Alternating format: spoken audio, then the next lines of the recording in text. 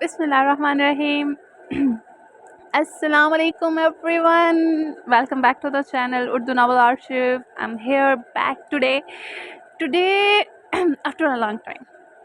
اور hopefully آپ سب نے مجھے مس کیا بھی ہوگا اور نہیں بھی کیا ہوگا. سو کافی عرصے کے بعد آپ لوگوں سے انٹریکشن کر رہی ہوں, سمجھ نہیں آ رہی کیا بولوں کیا نہ بولوں.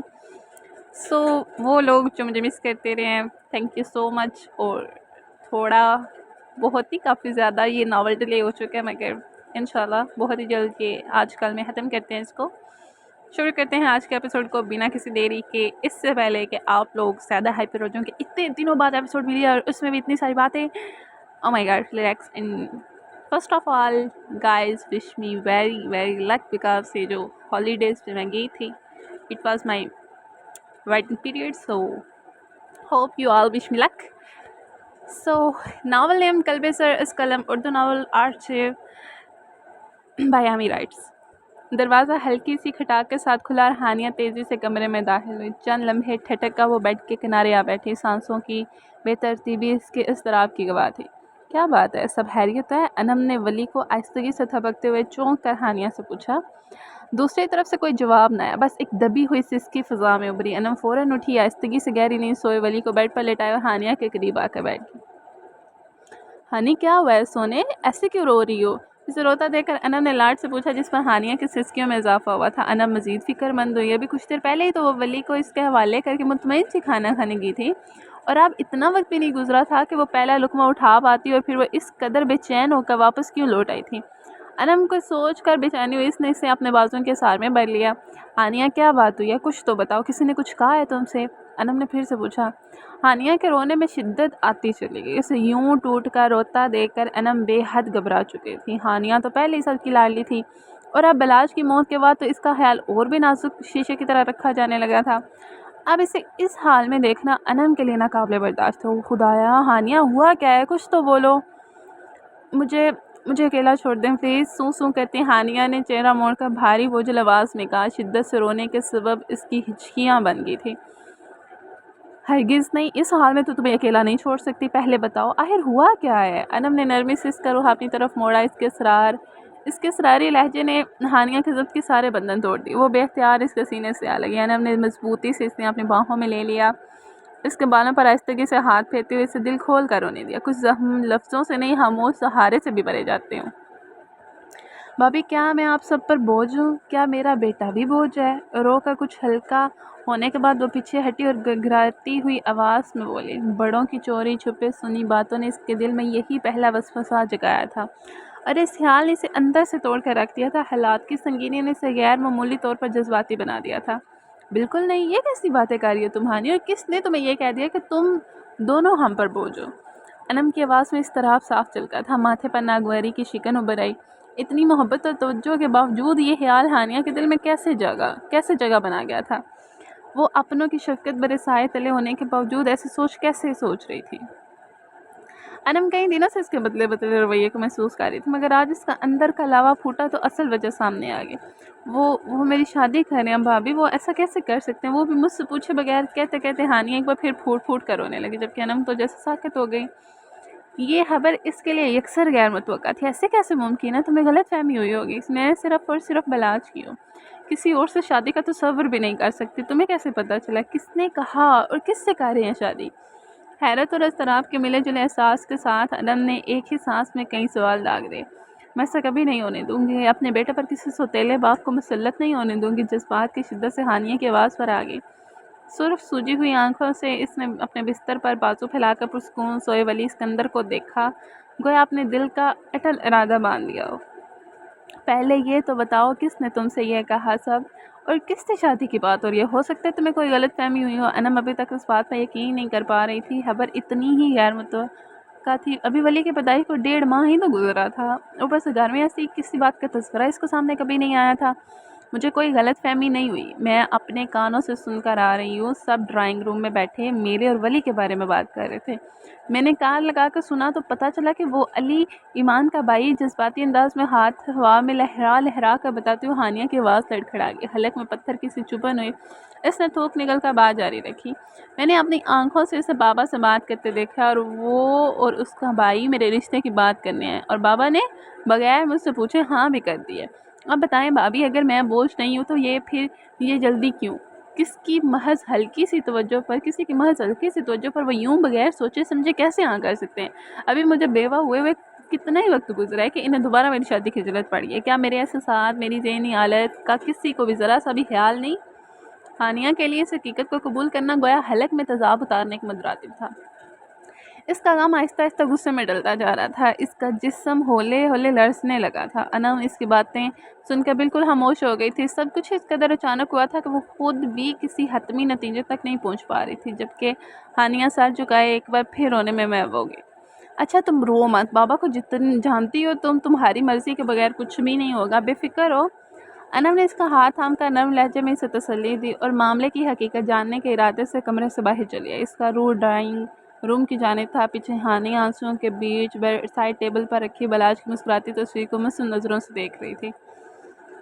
ٹک ٹک دروازے پر ہلکی دستک ہوئی، سب متوجہ ہوئے تھے۔ کیا میں اندر آ سکتی ہوں؟ انم نے نیم کھلے دروازے سے اندر جھانک کر اجازت مانگی۔ اجازت ملتے ہی وہ اندر آئی، نظر کمال صاحب اور باقی سب کے مسکراتے چہروں سے ہوتی ہوئی جیسے ایک ہی طرف بیٹھے علی اور بلال پر پڑی۔ ہانیہ کی بات سچ معلوم ہونے لگی۔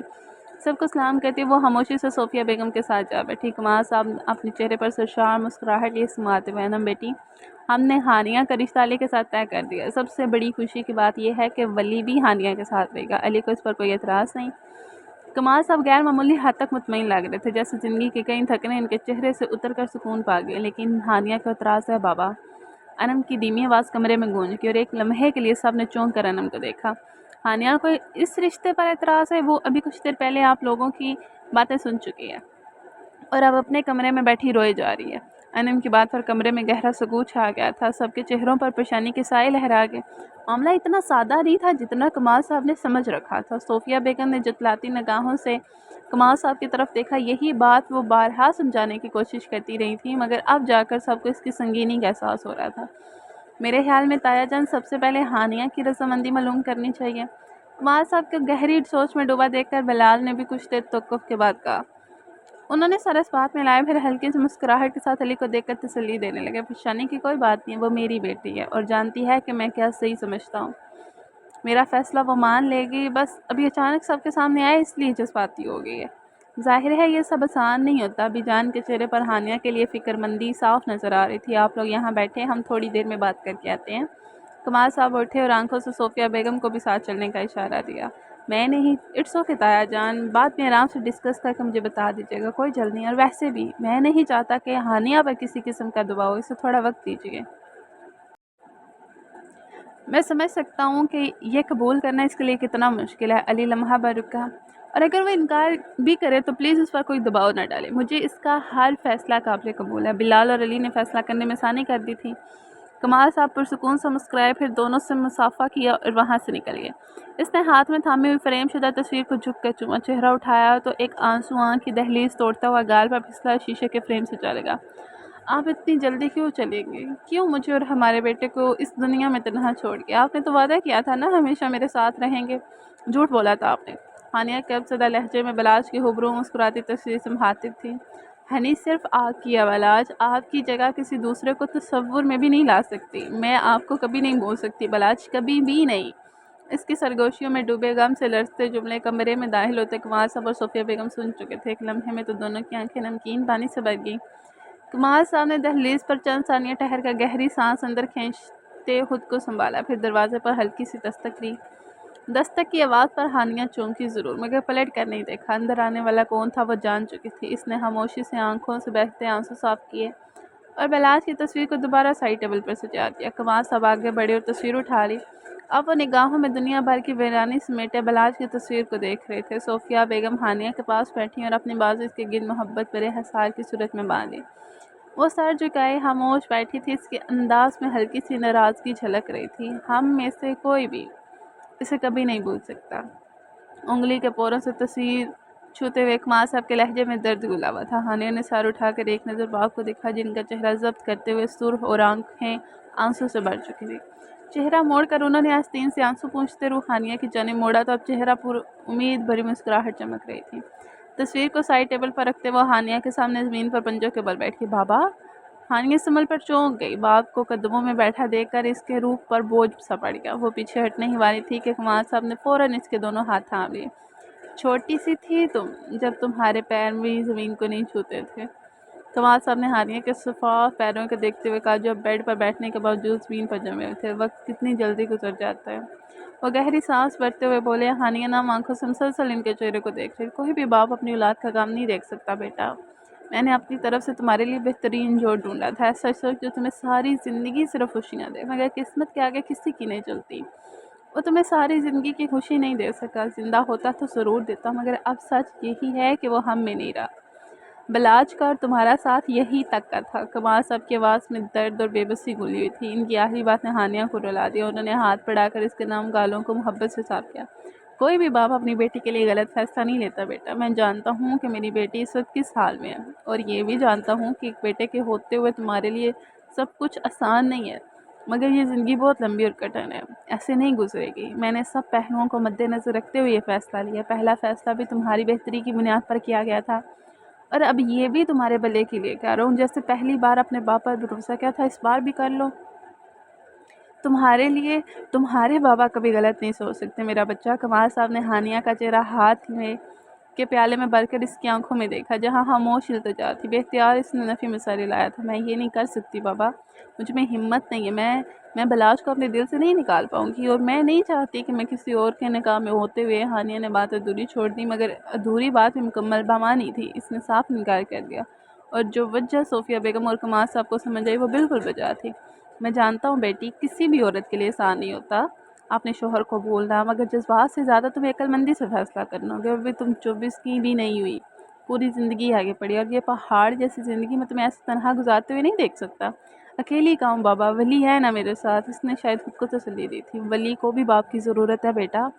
کمال صاحب نے فوراً حقیقت کا آئینہ دکھایا۔ آپ نے کہا تھا آپ ولی کے باپ ہیں۔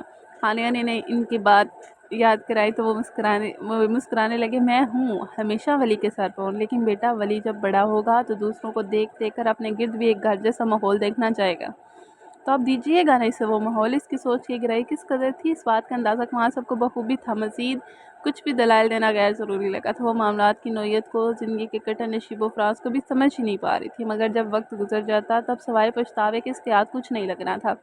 وہ زمانے کے دستور کو نہیں جانتی تھی۔ ہر عورت کو معاشرے میں سروائیو کرنے کے لیے ایک مرد کی ضرورت ہوتی ہے۔ بھائی باپ لاکھ مرتبہ سر پر گنا سایہ کیے ہوں، مگر جو مقام عورت کو معاشرے میں شوہر دلوا سکتا ہے وہ اور کسی کے بس کی بات نہیں ہے۔ چند ثانیے خاموش سوچ و وچار کے بعد انہوں نے نپے تلے الفاظوں کا استعمال کر حتمی بات کہا۔ علی اچھا لڑکا ہے، تمہارے ساتھ ولی کو بھی اپنائے گا، اسے باپ کا پیار دے سکتا ہے، تمہیں تحفظ دے سکتا ہے۔ میں بھی اپنی بیٹی کے سر پر ہوں، مگر زندگی کا کیا بھروسہ، اس لیے تمہارے فرض سے جلد بری ہو کر بے فکر موت مرنا چاہتا ہوں۔ اب یہ بات کہاں سے آگے بیچ میں ان کے مرنے والی بات پر ہانیہ چڑھی گئی تھی۔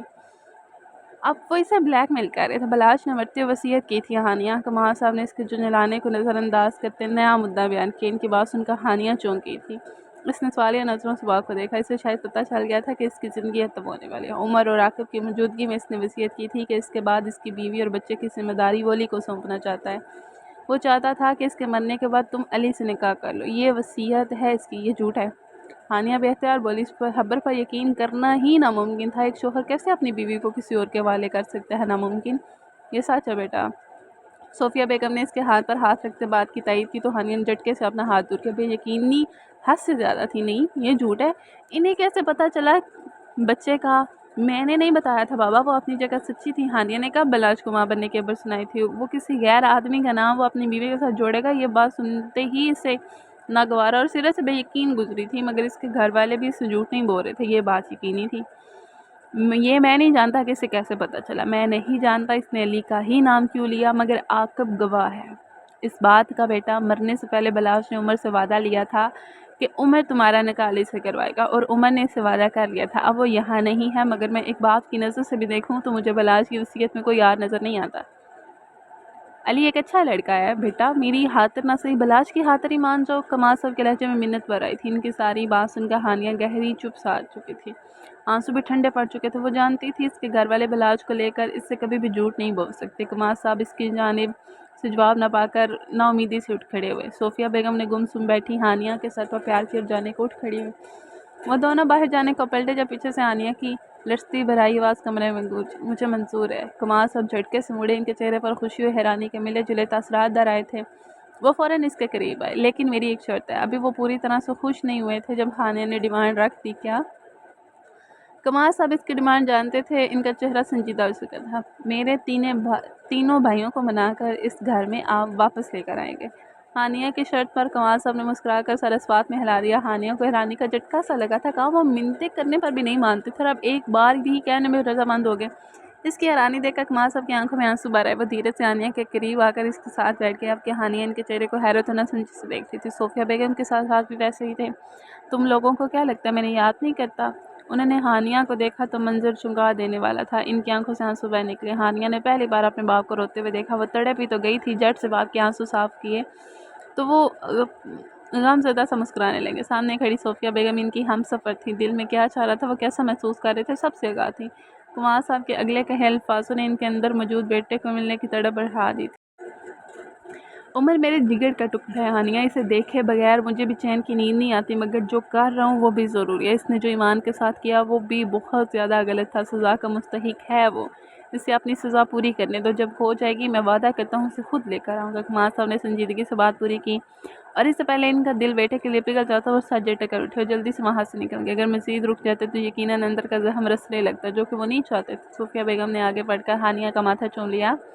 گھر میں داخل ہوتے ہی علی اپنے کمرے میں بند ہو چکا تھا، واش بیسن پر جھکے اس کا جسم برف کی مانند ٹھنڈا پڑ رہا تھا۔ جو کچھ ہوا اس کا تصور اس نے کبھی نہیں کیا تھا۔ ہانیہ اس کی واحد محبت تھی، مگر وہ ہمسفر بنے گی وہ بھی اس طرح اس نے کبھی نہیں سوچا تھا۔ اسے سوچنا چاہیے تھا، ہاں اسے سوچنا چاہیے تھا۔ وہ بلاج کی بیوی تھی، اسے وہ دن یاد تھا جب برداشت ختم ہو چکی تھی اور وہ سر سجدے میں جھکائے مسجد میں روتے بے اختیار اپنے رب سے ہانیہ کو مانگ بیٹھا تھا۔ وہ تو اس قابل بھی نہیں تھا، اس نے کیسے ہانیہ کو مانگا تھا؟ اس کا اور ہانیہ کا تو کوئی جوڑ ہی نہیں تھا۔ وہ تو بلاج جیسے خاندانی شخص کے ساتھ جچتی تھی، نہ کہ اس جیسے ناجائز کے ساتھ۔ وہ مجرم تھا، نہ اسے اس سے محبت ہونی چاہیے تھی، نہ اس کی ہستی مسکراتی زندگی کو نظر لگاتا۔ سارا قصور اسی کا تھا۔ سب یادوں اور سوچوں کے بیچ وہ خود کو ہانیہ اور بلاج دونوں کا مجرم قرار دے چکا تھا۔ بے بسی کی انتہا تھی۔ اگر اسے معلوم ہوتا کہ رب سے ہانیہ کو مانگنا یوں بلاج کی جان لے جائے گا تو وہ مر جاتا، مگر ہانیہ کے بارے میں کبھی نہ سوچتا۔ وہ اپنے محبوب کی خوشیوں کا قاتل تھا۔ یہ کیسی محبت تھی جو ایک شخص کی جان نکل گئی؟ وہ سیلفش تھا۔ ہاتھ کی مٹھی بنا کر قوت سے اس نے شیشے پر دے ماری، شیشہ چھن سے ٹوٹا اور واش روم کے فرش پر کرچیوں کی صورت بکھر گیا اور وہ وہیں بیٹھ کر داڑے مار مار کر رونے لگا۔ اس کا ہاتھ پوری طرح زخمی ہو چکا تھا۔ غم کی شدت اتنی تھی کہ وہ یہ بھی نہ سوچ سکا کہ رب کے فیصلوں کے آگے کسی کی نہیں چلتی۔ بلاج کی موت اسی طرح لکھی تھی، اسے مرنا ہی تھا اور ہانیہ کو علی کے مقدر میں آنا ہی تھا۔ شام کے کھانے پر جب اتری شکل یہ زخمی ہاتھ پر سفید پٹی باندھے وہ نیچے آیا تو صاحب نے استفسار کیا، کسی کو بھی کچھ بتائے بغیر اس نے بات ٹالی تھی۔ اگلے روز کمار صاحب نے بلال کو فون کر کے رشتہ پکا ہونے کی خوشخبری سنائی تو ہر طرف خوشی اور حیرت کی لہر دوڑ گئی۔ مریم اور صدام بھی آئے ہوئے تھے۔ سب ایک دوسرے کو خوشی سے مٹھائیاں کھلا رہے تھے۔ ہانیہ کی رضامندی دینے پر چند لمحے کے لیے علی ایک بار پھر سکتے میں چلا گیا۔ وہ یقیناً فیملی کے دباؤ میں آ کر اس رشتے کو قبول کر رہی تھی، یہاں یہی وجہ تھی، اس نے خود سے اندازہ لگایا تھا۔ دوسری طرف ایمان صوفے پر الگ تھلگ بیٹھی گم سم سی تھی۔ اس کے چہرے پر مسکراہٹ تو دور دلچسپی کا بھی کوئی اثر نہیں تھا۔ فضا نے اس کے سامنے گلاب جامن بڑھایا تو ایمان نے ماتھے پر بال ڈال کر پہلے گلاب جامن کو گورا، پھر فضا کے مسکراتے چہرے کو، پھر لاپرواہی سے آنکھیں گھما کر جھٹ سے صوفے سے اٹھتی ہوئی اپنے کمرے کی طرف چل گئی۔ فضا اس کے پشت دیکھ کر رہ گئی۔ کیا ہوا ہے؟ بلال نے پیچھے سے فضا کی کمر میں پیار سے وادر ڈالتے پوچھا۔ بھائی کا رشتہ طے ہونے پر وہ بے حد پرمسرت نظر آ رہا تھا۔ ایسا کب تک چلے گا بلال؟ فضا نے بے بسی سے بلال کو دیکھا، اس کا لہجہ ہفکے سے بھرا ہوا تھا۔ کیسا؟ وہ انجان تھا یا بان رہا تھا؟ فضا کو مزید غصہ آ گیا۔ اپنی بہن کا ایٹیٹیوڈ دیکھ رہے ہیں آپ اس سے بات کیوں نہیں کرتے؟ کب تک یہ خود کو اور ہم سب کو اذیت دے گی؟ فضا کی بات سن کر بلال کے چہرے پر بھی تفکر مڑا۔ کہہ تو تم صحیح رہی ہو، مگر وہ کسی کی بات سنے تب نہ، خیر ایک بار بچہ ہو جانے دو، میرے خیال سے ٹھیک ہو جائے گی۔ وہاں بن کر سوچے گی تو ظرف بھی بڑا ہو جائے گا، اپنے بچے کے لیے تو ماں جان قربان کر دیتی ہے، یہ تو معاملہ ہی کوئی نہیں۔ بلال نے مسکرا کر بیوی کو تسلی دینے کی کوشش کی۔ اس کی بات کسی حد تک فضا کو درست لگی تھی۔ وہ وقتی طور پر چپ ہو گئی، جبکہ پیچھے کھڑے علی نے دل میں ایمان سے آج دو ٹوک بات کرنے کا عہد کر لیا تھا۔ سب کی طرح وہ بھی اس کے رویے سے خائف تھا۔ وہ کمرے میں داخل ہوتے ہی سیدھا بلکنی کی جانب چلی گئی۔ اس کا دم گھٹ رہا تھا اور اب تو اکثر ایسا محسوس ہوتا تھا جیسے ہوا بھی اس کی گرد بھاری ہوگی، اور دل میں علی کی شادی کے لیے کتنے ارمان پروان چڑھے تھے، مگر اب جب رشتہ طے پا چکا تھا اور ایک ہفتے میں اس کا نکاح ہونے والا تھا تو کچھ بھی خاص محسوس نہیں کر پا رہی تھی۔ سب کچھ اس کی نظر میں اس حقیقت کی وجہ سے بے رنگ اور بے معنی لگ رہا تھا کہ عمر کی بہن اس کی بھابھی بننے والی تھی۔ یہ خوشی کی خبر تو ہرگز نہیں تھی، ایسا وہ سوچ رہی تھی، مگر لاشعور میں اس ویرانی بے چینی کا سبب کچھ اور ہی تھا جو اس وقت وہ خود بھی سمجھنے سے قاصر تھی۔ بلا وجہ کا چڑچڑاپن، سرد مہری غصہ اس کا مزاج بن چکا تھا۔ بلکنی میں آدھا گھنٹہ گزارنے کے باوجود قرار نہ آیا تو وہ چڑھتے ہوئے واپس کمرے میں آ گئی۔ ابھی دل بہلانے کو کچھ اور کرتی اسی وقت دروازہ کھلا۔ میں آ جاؤں؟ علی کمرے کی دہلیز پہ کھڑا تھا۔ نہیں، دو ٹوک جواب دیا گیا، جس سے پہلے تو وہ ٹھٹکا پھر کچھ سوچتے ہوئے اندر چلا آیا۔ اردو نہیں آتی کیا؟ میں نے کہا نہیں، مطلب نو، اور پھر بھی سمجھ نہ آئے تو وضاحت کروں کہ تم اندر نہیں آ سکتے۔ علی کو ڈھیٹوں کی طرح اندر آتے دیکھ کر ایمان غصے سے تڑک کر بولی، میں شادی کر رہا ہوں۔ اس کے رویے کو نظر انداز کرتے ہوئے علی نے بات کا آغاز کیا۔ تو ایمان نے شاید بھگانے پن کی انتہا کرنے کا سوچ رکھا تھا۔ اس کے تو پر علی سر جھکا کر دھیما سا مسکرایا، جسے ایمان کے سر پر لگی تلووں پر بجی۔ میں چاہتا ہوں میری بہن میری اس خاص دن کو اور بھی خاص بنا دے۔ مجھ سے امیدیں رکھنا چھوڑ دو، نہ میں اس رشتے پر خوش ہوں اور نہ ہی کوئی دلچسپی ہے مجھے۔ ڈریسنگ ٹیبل پر بڑی چیزیں دوبارہ ترتیب دیتے ہوئے وہ خود کو مصروف دکھا رہی تھی، یا شاید علی کا سامنا نہیں کرنا چاہ رہی تھی۔ علی نے آئینے سے اس کا پھولا ہوا منہ دیکھا، پھر گہری سانس بھرتے ہوئے قریب آ گیا۔ کیا چاہتی ہو؟ جو میں چاہتی ہوں وہ تم کرنے سے رہے، سو بہتر یہی ہے کہ اپنے کام سے کام رکھو۔ ایمان نے پلٹ کر اس کی آنکھوں میں آنکھیں ڈال کر ستی، تم میری بہن ایمان، تمہیں اس طرح نہیں دیکھ سکتا میں۔ چاہتا ہوں کہ میری خوشی کے اس موقع پر تم خوشی ظاہر کرو تاکہ مجھے اپنے آپ خود غرض محسوس نہ ہو۔ علی کے ہر لفظ میں وزن اور ذمہ داری تھی۔ وہ بہن کو ہر حال میں سمجھانا چاہتا تھا، اور میں چاہتی ہوں کہ تمہیں احساس ہو اپنی خود غرضی کا، کیونکہ تم خود غرض ہو، تمہیں اپنی بہن سے زیادہ اپنی محبت عزیز ہے۔ تو جاؤ اپنے شوق پورے کرو، مگر مجھ سے کوئی بھی امید مت رکھو، خاص طور پر اس معاملے میں کہ میں شخص کی بہن کو مسکرا کے ویلکم کروں گی۔ ایمان کے بعد کمرے میں گونج رہی تھی، زہر بھرے لہجے میں وہ پھٹ پڑی تھی۔ علی بے یقین نظروں سے اپنی بہن کو دیکھ رہا تھا، یہ اس کی عادت نہیں تھی، اتنا زہر کہاں سے آیا تھا؟ علی کے اندر غصے کا بال اٹھا، اس شخص کی فیملی کو بھی تو تم مسکرا کر ویلکم کرتی ہو، شاید تمہیں یاد نہیں، مگر اسی بہن کو تم بڑی خوشی سے ہسپتال ملنے گئی تھی، بیٹے کی مبارکباد بھی دی، وہ سب کیا تھا؟ دکھاوا؟ اس کے ماتھے پر غصے کے بالو بڑھ چکے تھے، مگر وہ اپنی آواز کو حتی الامکان نارمل رکھنے کی کوشش کر رہا تھا۔ دکھاوا ہی سمجھ لو، کیونکہ اس خاندان کے ساتھ مروت برتنے کا حوصلہ تو ہے مجھ میں، مگر مزید رشتہ داری نہیں نبھا سکتی۔ ایمان تم کیا چاہتی ہو؟ اب علی بے بس محسوس کر رہا تھا۔ میں چاہتی ہوں کہ تم اس رشتے سے انکار دو، بتاؤ کرو گے انکار؟ ایمان کی بات سن کر علی کا چہرہ پلک جھپکتے سرخ ہو گیا تھا۔ ایک جس میں اس نے فاصلہ ختم کیا اور ایمان کے قریب پہنچ گیا۔ اس کی آنکھوں کے سور ڈورے غصے اور ضبط کے درمیان کی انتہا بیان کر رہے تھے۔ اپنی بہن سے اسے کبھی اس بات کی توقع نہیں تھی، میں اپنی زبان کا پکا ہوں، اس کے ماں باپ سمیت خود سے بھی عہد کر چکا ہوں کہ ساری زندگی اس کا ساتھ نبھاؤں گا۔ آج تو تم نے بات کہہ دی، دوبارہ مت کہنا، کیونکہ ہر بار تمہیں پہلے سے بھی شدید رد عمل دیکھنے کو ملے گا۔ علی نے ایمان کو انگلی دکھا کر وارن کیا تھا، تم میری طرف سے بھی مکمل انکار سمجھو، تمہاری شادی سے، تمہاری خوشیوں سے میرا کوئی سروکار نہیں ہے، بات ختم۔ ایمان دو بدو بولی اور تیزی سے وہاں جانے لگی، مگر علی کے الفاظ اس کے قدموں کے کمرے کے وسط میں روک گئے تھے۔ تم پچھتاؤ گی۔ ایمان نے مڑ کر حیرانی سے دیکھا، جو تم اپنے شوہر کے ساتھ کر رہی ہو اس پر بہت برا پچھتاؤ گی، ابھی بھی وقت ہے، سنبھل جاؤ، ورنہ کچھ بھی باقی نہیں رہے گا سوائے ہسارے کے۔ علی کا لہجہ کافی کٹھور تھا، اس کے رویے نے ایمان کے دل کو گہری ٹھیس پہنچائی۔ وہ کس قدر بے مول کر دی گئی تھی، اس کے جذبات، اس کے احساسات، جو سب اس کے ساتھ ہوا تھا، اس کی کسی کو پرواہ نہ تھی۔ ایمان دھیرے دھیرے چلتی ہوئی علی کے پاس آئی اور حیران ساکھو نظروں سے بائی کی آنکھوں میں دیکھنے لگی، وہاں ڈھونڈنے پر بھی اسے اپنے لیے کوئی پرواہ نظر نہیں آئی۔ تمہیں لگتا ہے جو کچھ بھی ہو رہا ہے اس کی ذمہ دار میں ہوں؟ ایمان کا لہجہ اس قدر ٹوٹا ہوا تھا کہ علی کو اپنے رویے کی تلخی کا شدت سے احساس ہو، وہ فوراً نرم پڑ گیا۔ میرا وہ مطلب نہیں تھا۔ اس نے اپنی بات کی وضاحت دینی چاہی تو ایمان نے اسے ہاتھ دکھا کر خاموش کرا دیا۔ تم نے سیدھے الفاظ میں کہا کہ میں پچھتاؤں گی، یعنی جو کچھ بھی ہو رہا ہے اس کی وجہ میں ہوں۔ اس شخص نے مجھے دھوکہ دیا، کیا اس میں میرا قصور تھا؟ اس نے مجھے نظر انداز کیا، شفا کے ساتھ افیئر چلایا، کیا اس میں بھی میرا قصور تھا؟ جو اس کی ماں نے مجھے میرے ماما بابا کے تانے دیے، کیا اس میں بھی میرا قصور تھا؟ اس شخص نے جان بوجھ کر ساتھ دورانی کو مجھ تک رسائی دلوائی، کیا اس میں بھی میرا قصور؟ میں قصوروار؟ میں 3 ماہ ایک ڈرامہ سے اکیلے لڑتی رہی، اندر ہی اندر مرتی رہی، کوئی سہارا دینے نہیں آیا، میرا حال پوچھنا تو دور، کوئی دیکھنے تک نہیں آیا، اس میں بھی میرا قصور تھا؟ بولا نا چپ کیوں ہو، کیا اس سب کا سبب میں ہوں؟ علی کو جھنجھوڑتے وہ چیخی، شدت جذبات سے اس کی بھرائی آواز بلند ہو چکی تھی۔ اور کیا اس بچے کے باپ کو ذرا بھی ہوش ہے؟ نہیں، علی سے کوئی پرواہ نہیں ہے۔ ایمان کے لبوں پر طنزیہ مسکراہٹ ابھری مگر آنکھوں میں آنسو ٹھہر نہ سکے۔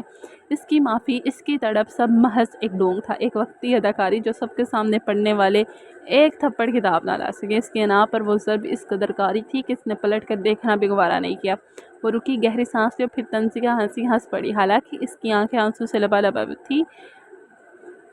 اس نے تعصب سے علی کی طرف دیکھا۔ سچ تو یہ ہے سیف علی جمال جسے تم سب بے دریغ فیور دے رہی ہو، آج بھی اس کی نظر میں میری کوئی وقت نہیں ہے۔ اگر وہ دل سے معافی مانگتا، اس تھپڑ کو اپنی غلطیوں کا کفارہ سمجھتا، اپنے غرور کی توہین نہیں اپنے مال کی سزا جانتا، وہ ڈٹ کر کھڑا رہتا۔ یقین کرو علی، اگر اس دن کے بعد وہ بس ایک بار آ جاتا، کچھ نہ کہتا، کوئی وضاحت نہ دیتا، میں مان جاتی، ایک لمحہ بھی نہ سوچتی اور اس کے ساتھ چل پڑتی، مگر وہ نہیں آیا۔ ایمان کی حالت دیکھ کر ایک بار علی کا دل چاہا اسے سارا سچ بتا دے، اسے بتا دے کہ عمر اس وقت کس حال میں ہے، مگر وہ ایسا نہیں کر سکا۔ عمر نے اس کے متعلق ایمان کو کچھ بھی بتانے سے سب کو منع کر رکھا تھا اور یہی اس کی سب سے بڑی غلطی تھی۔ نگاہیں جھکا کر اس نے آخری بات صاف دو ٹوک انداز میں کہی، مجھے صرف یہ جاننا تھا کہ اس کا ظرف کتنا بڑا ہے اور اب میں جان چکی ہوں، اس لیے پلیز مزید اس کی وکالت مت کرو۔ اس نے خود پیٹھ موڑ کر ثابت کر دیا ہے کہ وہ اس قابل نہیں کہ اسے معاف کیا جائے۔ ایمان، کبھی کبھی انسان کا نہ آنا انا نہیں ہوتا، بعض اوقات وہ اس قابل ہی نہیں رہتا کہ واپس آ سکے، اور تم نے اسے اس قابل نہیں چھوڑا۔ اب تم کیا چاہتی ہو اس سے؟ میں چاہتی ہوں کہ وہ اس احساس کو محسوس کرے کہ ایک عورت کس طرح اپنی عزت نفس اور اپنا آپ مار کر ہر بار خود کو قربان کر دیتی ہے، کبھی شوہر کے لیے، کبھی سسرال کے لیے، کبھی بچوں کے لیے، اور کبھی معاشرے کی رسوائی سے بچنے کے لیے۔ میں چاہتی ہوں کہ اسے احساس ہو کہ جب ایک شوہر بیوی کو دھتکارے، مارے، پیٹے اور اس کے باوجود نہ کرتا گناہوں کی معافی بیوی مانگ کر کمپرومائز کرے تو کیسا محسوس ہوتا ہے۔ میں سمجھ سکتا ہوں کہ تم کیا کہنا چاہ رہی ہو۔ میں مانتا ہوں کہ ایک عورت سے ہمیشہ قربانی کی توقع کی جاتی ہے اور یہ غلط ہے، مگر ایمان، تم پورے سماج کے مردوں کا بدلہ اس ایک مرد سے لے رہی ہو جو پہلے ہی تمہارے سامنے جھکا ہوا ہے۔ تم اپنے رشتے میں انا کا پرچم بلند کر رہی ہو، اور جان لو انا جیتے تو کسی کے ہاتھ کچھ نہیں آتا، نہ طاقت نہ ذہنی سکون۔ علی کی بات ایمان کو بہت کڑوی لگی، مگر یہی وہ سچ تھا جس سے وہ نظریں چرا رہی تھی۔ میرا فیصلہ فائنل ہے، تم سب مجھے مشرطی دباؤ میں اس شخص کے ساتھ رہنے پر مجبور نہیں کر سکتے۔ ایمان کی آواز میں پختگی تھی، علی سے دیکھ کر رہ گیا۔ میرے چند سوالوں کا جواب دو گے؟ کچھ سوتے ہوئے علی نے ایمان کے چہرے کو دیکھ کر پوچھا۔ ایمان نے سوالیہ نظروں سے اسے دیکھا۔ شادی کے بعد جب سب ٹھیک ہو چکا تھا تم دونوں کے بیچ، تو ایسا کون سا پال تھا کہ تمہاری زندگی میں جب عمر بھائی نے تمہیں دھتکارا؟ علی کے سوال کا جواب ایمان کو ڈھونڈنے سے بھی نہیں ملا تھا۔ شادی کا آغاز پورا تھا، مگر اس سب کی کلیریفیکیشن ایمان کے پاس موجود تھی، وہ خاموش رہی۔ ایسا کون سا پل آیا جب عمر بھائی نے تم پر تہمت لگائی یا کبھی تم پر ہاتھ اٹھایا؟ کیا کبھی ایسا ہوا کہ تم بیمار ہو اور وہ جان بوجھ کر تمہیں اکیلا چھوڑ جائیں، تمہیں توجہ نہ دیں، کبھی تمہاری ذمہ داریوں سے منہ موڑا ہو؟ جواب دو ایمان، ہاں یا نہ میں جواب دو۔ علی کے سوالوں سے اسے گہری سوچ میں ڈال دیا تھا۔ ایک بھی بات کا جواب اس کے پاس نہیں تھا، بلکہ ویسا نہیں تھا جیسے وہ دینا چاہتی تھی۔ اسے سوچوں میں ڈوبا دیکھ کر علی طنزیہ مسکرائے۔ اس کی بہن اس کے نزدیک بے حد کم عقل اور جذباتی سوچ کی مالک تھی۔ اچھا چھوڑو، ان سب سوالوں کو چھوڑ دو، احساس کی بات کرتی ہو نا تم، توجہ کی بات کرتی ہو، تو پھر اسی حوالے سے پوچھ لیتا ہوں۔ مان لی تمہاری بات کہ عمر بھائی نے تمہیں توجہ نہیں دی، جب بھی تم روئی نظر انداز کیا، تم نے کھانا کھایا نہیں کھایا کبھی پرواہ نہیں کی، تم پریشان ہو، مسکرا رہی ہو، کیا پہنا ہے، کسی چیز پر دھیان نہیں دیا، تم اپنے بارے میں بات کیوں نہیں کرتی؟ کیا تم نے یہ خیال رکھا کہ اس نے کھانا کھایا؟ ایمان نے ششدر نظروں سے علی کو دیکھا۔ کیا وہ پریشان ہے، بیمار ہے، لنچ کیا یا نہیں؟ تم نے کبھی پوچھا اسے کیا پسند ہے کیا نہیں، وہ کس حال سے گزر ہے، اس کی زندگی میں کیا چاہ رہا ہے؟ اس بات کا خیال تم نے کبھی رکھا؟ سوچنا ضروری ایمان کہ تمہیں اس کی کتنی فکر و احساس ہے اور تم نے اس کی عزت کا کتنا خیال رکھا۔ میں پورے وثوق سے کہہ سکتا ہوں اس نے کبھی تمہیں یہ سب جتلایا بھی نہیں ہوگا۔ کاش جتلاتا تھا کہ تمہیں احساس ہوتا۔ ایمان خاموش ہے۔ اس کے بھائی نے اسے حقیقت کے سامنے لا کھڑا کیا، جہاں اسے اپنا آپ خود غرض محسوس ہو رہا تھا۔ علی وہاں سے جاتے جاتے دروازے کے قریب رکا، پھر مڑ کر ایمان کو دیکھا۔ ایک اور بات کہوں، برا مت ماننا۔ ایمان نے پلٹ کر اسے دیکھا، علی کی آواز میں سنجیدگی اور افسردگی۔ تم اس وقت صرف خود کو اہم جان رہی ہو، بجائے یہ سوچنے کہ تمہارا شوہر انا کا مقدم جان کر تم سے کنارہ کر چکا ہے۔ یہ بھی سوچو کہ وہ معاشرے کے سامنے اپنی محبت تمہارے ہاتھوں دو کوڑی کی کروانے کے بعد بھی زندہ ہے یا نہیں۔ اس کے الفاظ ایمان کو گہری سوچ میں ڈال چکے تھے۔ चाय से भरे कप ट्रे में रखे वो बाहर आई तो सामने टीवी लाउंज में एक सोफे पर आके बैठा था। इसके बराबर इशाल मौजूद थी, मुकाबिल सोफे पर लकी और साथ ही मोमिन। सोफे की पूछ से टेक लगाए बैठा था, जो महज देखने से ही थकन से निडाल मालूम हो रहा था। ये लीजिए गर्मा गर्म चाय। हुरैन ने खुशदिली से चाय मेज़ पर रखती, इसकी आवाज़ कानों में पड़ते ही मोमिन ने सर उठाकर इसे नर्म निगाहों से देखा। ज़िंदगी के झमेलों में उलझ कर वो इसे इतना वक्त ना दे पा रहा था जितना वो दिल से चाहता था। कि वो रिशाल ने भी मुस्कुराकर हुरैन का शुक्रिया अदा किया और चाय के कप थाम लिए थे। थैंक्स यार, वाकई चाय की बोतल बोरी थी, मोमिन ने मुस्कुराकर कहा। इसकी लो देती निगाहें उस पर महसूस करके हुरैन हल्की सी चिंप गई। मुझे अंदाज़ा था तुम थक जाओगे, है मेरा शौहर इतनी मेहनत जो कर रहा है, इसीलिए अपने हाथों से चाय बनाई। कैसी बनी? मोमिन को सबके सामने अपनी जानिब तरफ देखता पाके हुरैन नर्वस हो रही थी। बात का मकसद महज इसकी तवज्जो से हटाना था। आपने बनाई है तो अच्छी होगी। मोमिन बिला झिझक तारीफ की। हुरैन के गाल सुर हो गए। जी, आपकी बीवी के हाथ में जायका तो है, मानना पड़ेगा। चाय की चुस्की भरते हुए इशाल ने भी खुले दिल से तारीफ की, जिसे हुरैन ने मुस्कुरा के कबूल किया। आकब और इशाल को स्विट्ज़रलैंड आए 1 हफ्ता गुजर चुका था। वो अपनी बेटी को फरा बेगम के पास छोड़ आए थे। उनके हंगामी तौर पर आने की वजह से उमर की बिगड़ती हुई सेहत थी। यहाँ का कारोबार मोमिन ने नहायत खुश असलूबी से संभाल लिया था। इसकी शब रोज़ की मेहनत से कंपनी कामयाबी की राह पर गामजान थी, मगर असल तशवीश उमर की सेहत थी, जो दिन ब दिन बिगड़ती जा रही थी। वक्त के साथ वो हद दर्जा ज़िद्दी होता जा रहा था। इसकी एक ही ज़िद थी, पाकिस्तान जाना। इससे अपने चंद अधूरे काम निपटाने थे, जिनमें सरफ़रस्त ईमान से माफ़ी मांगना और इसे मनाना शामिल था, मगर यहाँ के डॉक्टर्स किसी सूरत इसे पाकिस्तान जाने की इजाज़त देने पर आमादा थे। ईमान अपना मोबाइल नंबर तक बदल चुकी थी। इसके घर कॉल करता तो वो यकीनन सिरे से बात करने को इनकार कर देती। अब इसके पास पाकिस्तान जाने का वाहिद हरबा यही रह गया था कि वो दवाई ना लेकर सबको ब्लैकमेल करे, और वो ऐसा कर भी रहा था। मामा की कॉल आई थी। हानिया का रिश्ता तय हो गया ईमान के भाई अली के साथ। इशाल ने ठहर ठहर कर अफसोदा लहजे में सबको कहा कि मोमिन के लब चाय की चुस्की भरते कप के किनारे से चिपक करके रह गए। फिज़ा यकदम सोगवार हो गई थी और लकी को नन्हे भांजे की फिक्र हुई थी। अली ने इसे भी कबूल कर लिया, बताते हुए इशाल की आंखों से आंसू डले गए। अली अच्छा लड़का है, उम्मीद है दोनों का ख्याल रखेगा। मोमिन की आवाज़ नहाई धीमी थी। बिलाज की वसीयत ना होती तो शायद मैं इस रिश्ते की मुखालफत करता। हानिया अभी बहुत कम उम्र है, इसकी यूनिवर्सिटी भी मुकम्मल नहीं हुई, और ऊपर से ये सब बात मुकम्मल करने से पहले याकब की आवाज़ गम की शिद्दत से लर्ज़ गई। इसकी आंखों के सामने बलाज का मुस्कुराता चेहरा उभरा और फिर नज़र आंसू से में धुंधला गई। भाई कैसे हैं? बलाज के तस्करे पर मोमिन को उम्र की फ़िक्र सताई। इसने हुरैन की जानिब देखकर पूछा, जैसे होते हैं? हुरैन मायूस दिखाई दे रही थी। इसका बुझा चेहरा देखकर मोमिन और आकिब एक दूसरे को देखते गहरी सोच में डूब गए। दोनों के चेहरे पर परेशानी साफ अयां थी, और यकीनन दवाई भी नहीं ली होगी इसने। इस बार आकिब के लहजे में उलझन के साथ गुस्सा भी झलक रहा था। नहीं, हुरैन ने सर नफ़ी में लाया। पलक झपकते ही आकिब का चेहरा सुर्ख हो गया। तंग आ गया हूँ मैं इसकी बचकाना हरकतों से। वो ज़ेरे लब बड़बड़ाया, फ़िक्र मत करो, हर वक्त के साथ सब ठीक हो जाएगा। मर्द चाहे जितना भी चाहने वाला क्यों ना हो, वो एक औरत का इंतज़ार ज़्यादा दिन तक नहीं कर सकता, जो बार बार ठुकरा दे। विशाल ने आकिब के कंधे पर हाथ रख के इसे तसल्ली दी। वो इसकी अंदरूनी कैफियत समझ चुकी थी। बिलाज को खोने के बाद आकिब उमर के हवाले से बेहद हसास हो चुका था और इसे दोबारा ज़िंदगी की तरफ लाने की हर मुमकिन कोशिश कर रहा था। गलत कहा आपने इशाल, हुरैन ने फ़ौरन इसकी सोच की नफ़ी की। होते होंगे ऐसे मर्द, बल्कि शायद हर मर्द ऐसा ही होता होगा जैसा आप कह रही हैं, मगर उमर भाई, मैंने इनकी हालत देखी है। उमर भाई ईमान के दीवाने हैं। अगर इन्हें 7 मरतबा भी ज़िंदगी मिलती तो हर बार इस ईमान के इंतज़ार में गुजार देते। आकिब की कनपटी की रगें तन गई थी। हुरैन गलत नहीं कह रही थी। जब से वो आया था इसने खुद भी उमर को ऐसे ही पाया था, ईमान का दीवाना, और वो ये दीवानगी से धीरे धीरे निकल रही थी। वो अंदर से तम हो रहा था। आकिब एक झटके से अपनी जगह से उठा और ऊपर की तरफ बढ़ा। बाकी सब भी चौंक कर उठ खड़े हुए। अली कब का ईमान के कमरे से जागू था, जबकि वो जूं की तूं बुत बनी खड़ी रह गई, लड़खड़ाते कदमों को संभालती। वो काफ़ी देर बाद बेड के किनारे पर आ बैठी। उमर भाई ने तुम्हें धुतकारा? कभी नहीं, इसके दिल से जवाब आया। इस दिन भी नहीं जब इसने सब घर वालों के सामने इसे थप्पड़ मारा। इस वक्त भी नहीं जब अदालत में सबके सामने खुला का मुतालबा किया। इस पल भी नहीं जब भरी मार्केट में इसने उमर की मोहब्बत इसके मुंह पर दे मारी। अगर वो चाहता तो ईमान से बदला लेने या जान छुड़ाने के लिए ये तमाम मौके काफ़ी थे, और हाथ वो कभी भी नहीं उठाया, जबकि वो खुद 2 बार उमर को थप्पड़ मार चुकी थी। और तो अगर वो बुरा होता तो इसे एक के जवाब में 4 थप्पड़ रसीद करता। इसका नकाब तो सबूत के साथ इसने सबके सामने उतारा था, फिर इसने मरवत क्यों भरती? अली के सवालात के जवाब तलाश करते हुए ईमान अपने आप को ढूंढ रही थी, वहाँ जहाँ इसे अपना आँख साफ और बेपर्दा दिख रहा था। तोहमत? अगले सवाल का जवाब भी नफ़ी में था। नहीं, कभी भी नहीं। यहाँ तक इसके लिए तो वो साथ दुरानी से भी भिड़ने को तैयार हो चुका था। تو پھر وہ ساری راتیں جو جاگ جاگ کر ساتھ دورانی کوئی اس کو حل کرنے میں لگاتا، اتنی محنت جھوٹ کیسے ہو سکتی تھی؟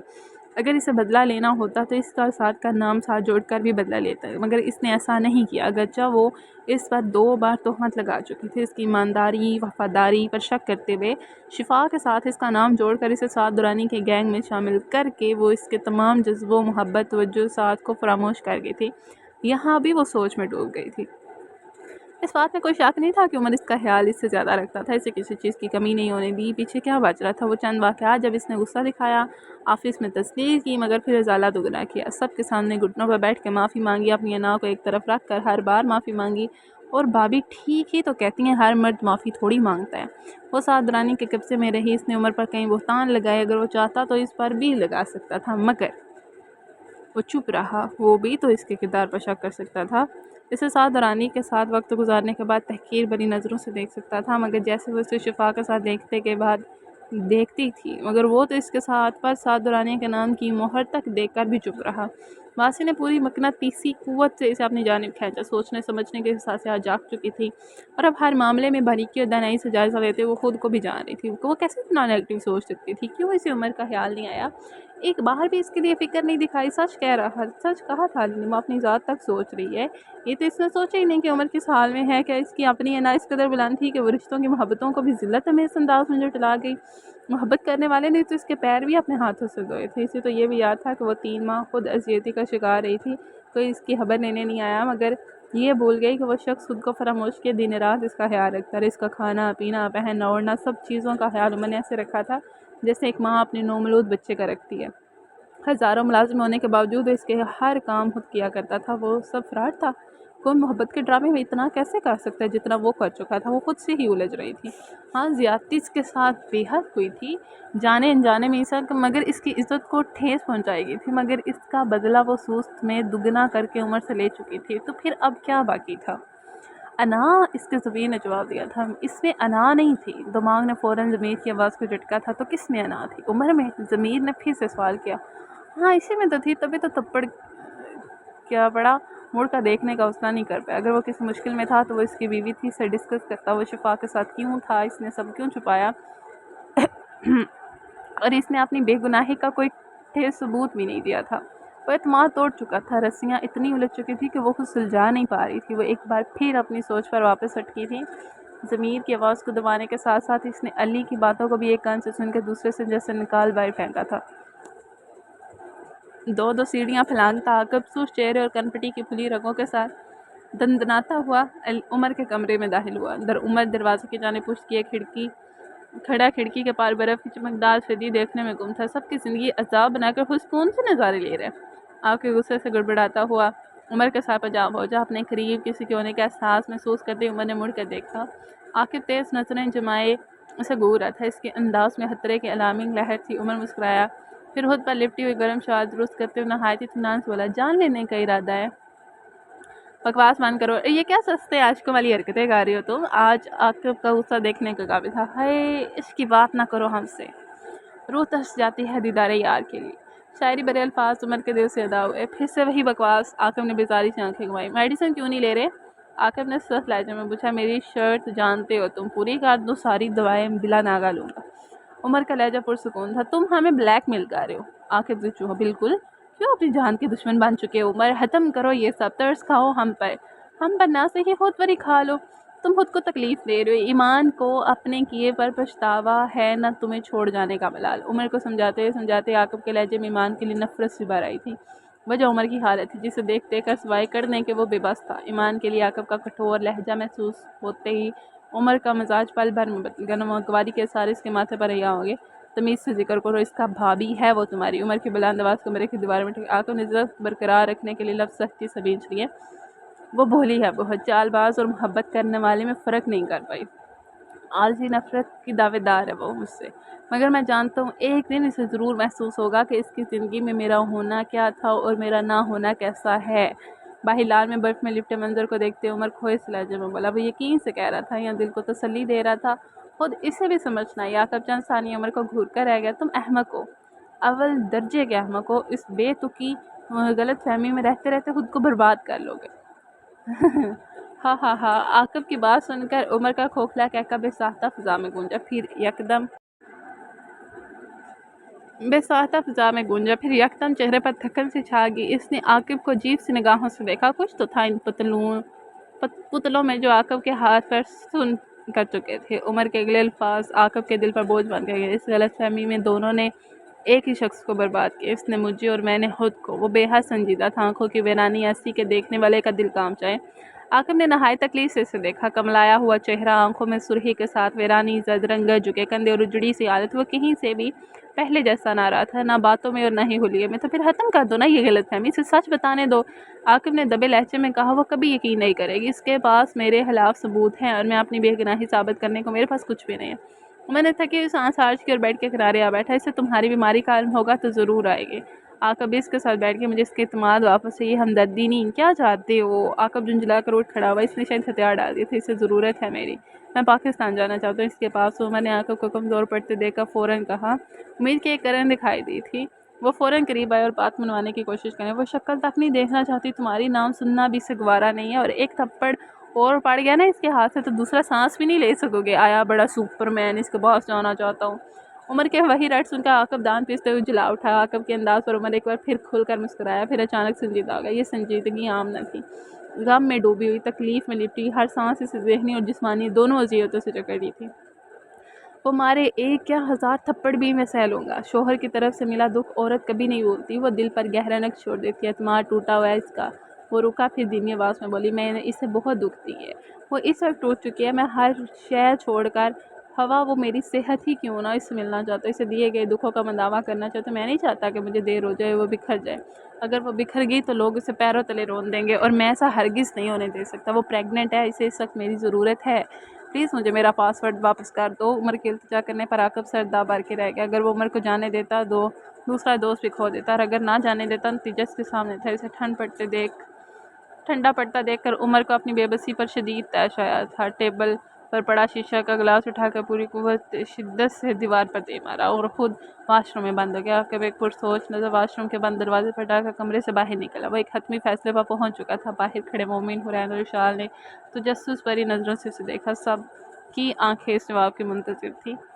اوکے ناظرین، ہماری آج کی ایپیسوڈ ہوتی ہے یہاں پہ اینڈ۔ ہوپفلی آپ کو ایپیسوڈ پسند آئی ہوگی، ہوپفلی انشاءاللہ یہ ناول آج کل میں ختم کرتے ہیں، اور پھر ملتے ہیں کسی نیکسٹ ناول کے ساتھ، نیکسٹ سٹوری کے ساتھ، نیکسٹ تھریل کے ساتھ، اور جانتے ہیں کہ نیکسٹ ایپیسوڈ میں کیا ہوتا ہے۔ عمر گھر پاکستان واپس آتا ہے، ایمان کا کیا رد عمل ہوتا ہے، یا پھر آگے کہانیاں اور علی کی زندگی کیسے چلتی ہے، اور یہ سب کیا ہوگا، تو جانتے ہیں نیکسٹ ایپیسوڈ کے ساتھ۔ تب تک کے لیے اپنا خیال رکھیے گا، اور ہوپفلی سپورٹ کیجیے، لائک کمنٹ اینڈ سبسکرائب تو بنتا ہے برو۔